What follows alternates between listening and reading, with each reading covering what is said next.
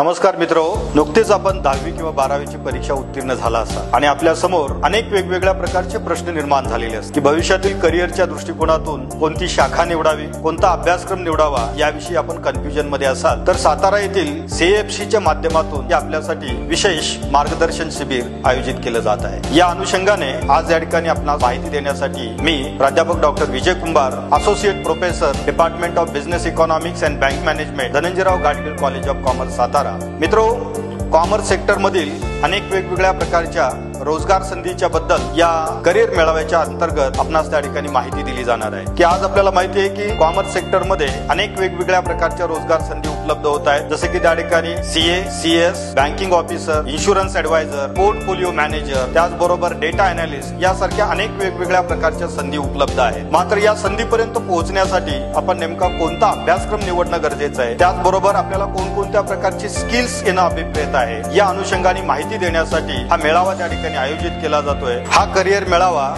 शाहू कला मंदिर सातारा येथे 2 जून रोजी 10 वाजता त्या ठिकाणी आयोजित केला जातोय। मी आपल्या सर्वांना त्या ठिकाणी आवाहन करतो की या वेगवेगळ्या ज्या सर्व्हिसेस या ठिकाणी सीएफसीच्या माध्यमातून उपलब्ध करून दिल्या जात आहेत की त्याचा आपण लाभ घ्यावा।